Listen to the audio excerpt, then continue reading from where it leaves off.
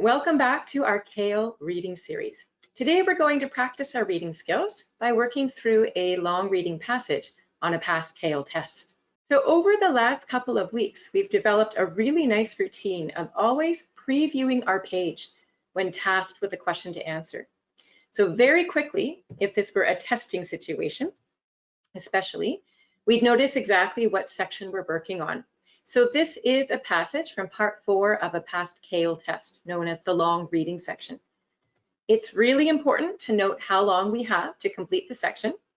So we have 19 minutes to answer all the questions on this form. And we notice that we have 5 pages of questions. So for the long reading, we've got about 11 questions total to answer. The scroll bar in the middle will tell us exactly how long this text is. And this one is approximately 9 paragraphs in total, if you would scroll all the way down to the bottom. Now, it only takes about 5 or 6 seconds to quickly note the length and the time. You'll want to also have a quick look at how the text is organized. We're looking for the general meaning here. So we notice headings. This one says the Achaemenid Empire.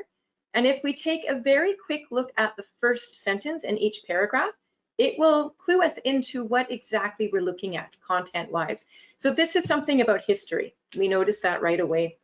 There's another heading here as well, Origins of the Empire, and we'll be reading something to do with the First Persian Empire, and so on. So you would continue just to skim the first sentence of each paragraph, as well as any headings you might find, to get the general meaning about what you're reading. So again, we identify this as a world history article. So all in total, I suppose, by previewing the page and skimming the article quickly, that should not take longer than 30 seconds. You don't want to spend a long time doing that because you want to focus on answering those questions in those 19 minutes provided. So today we are going to look at question number 10 here on the test. This is on page 4 out of 5 of the total number of questions. So as we've always done in weeks previous, we know that we have to determine very quickly what the question is asking us to find.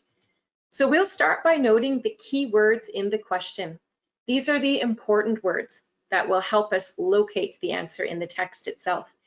So quickly reading over this question, we notice the words Greek and Persians, specifically Greek view of the Persians.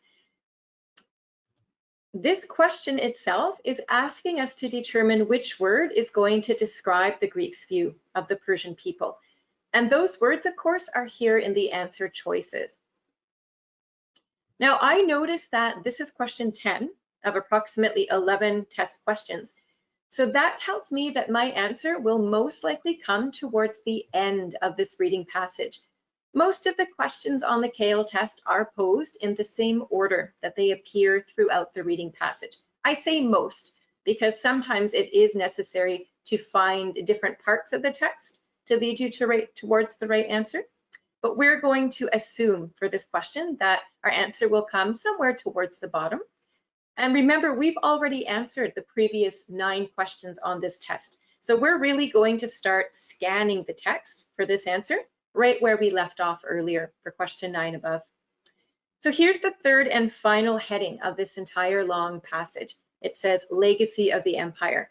So what we're going to do is quickly scan with our eyes through this text just to find the words Greek and Persian. And if we can do that, hopefully our answer will be nearby. So right away, I see the word Persian.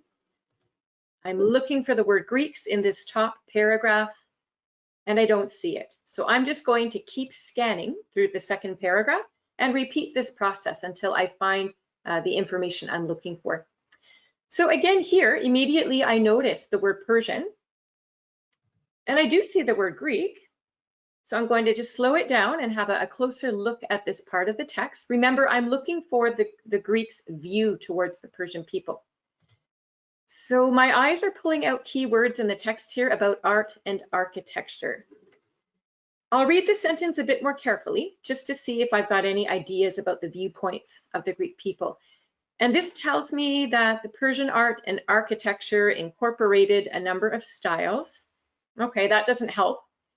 As I continue to skim read this paragraph, All I'm finding are details about philosophy, scientific advancements, Christianity, literature.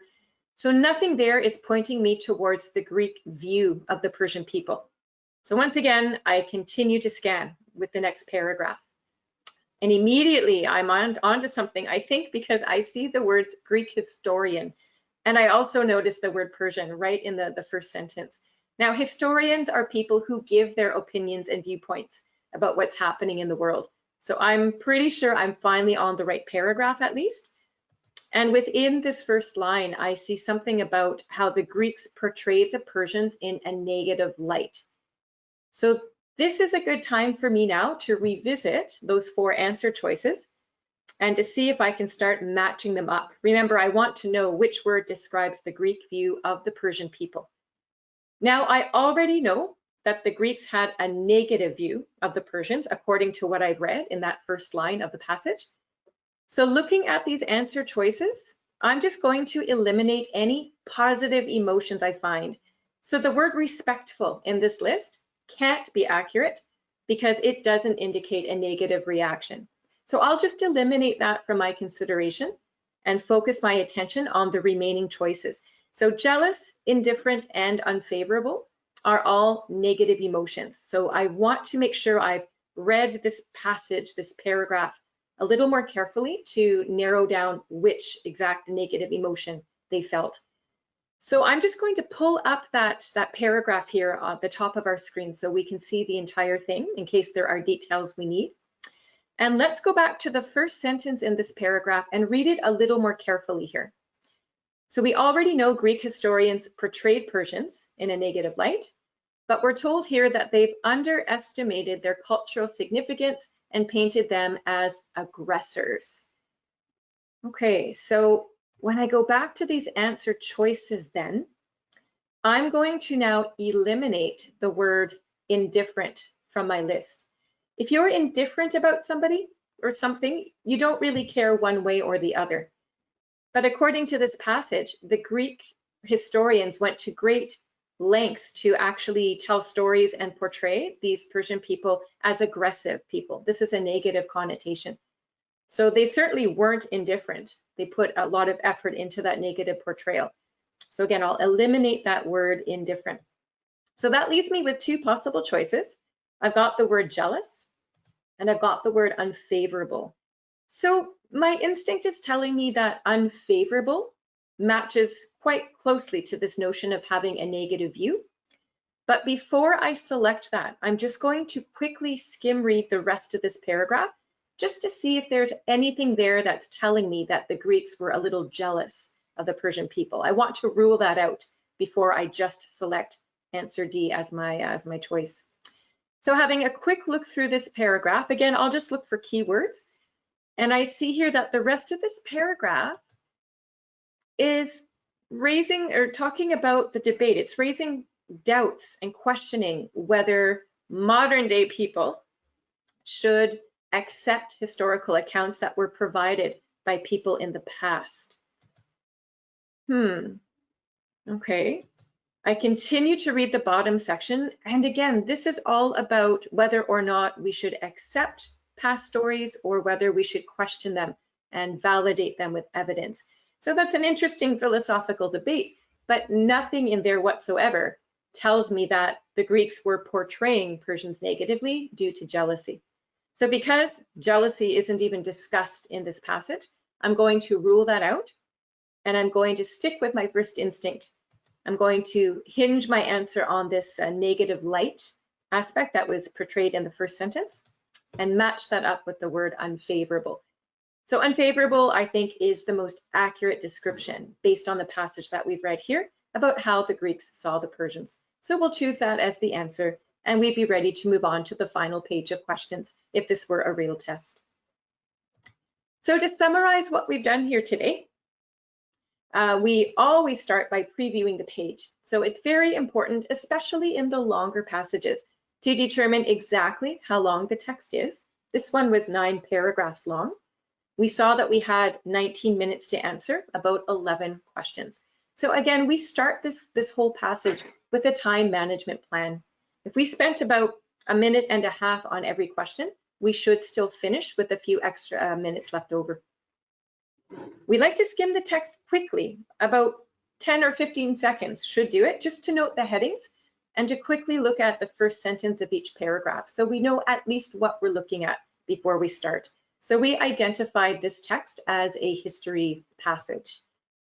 All right, so starting with the questions, we note the key words, and then we can return to the text and scan through that text until we find those keywords.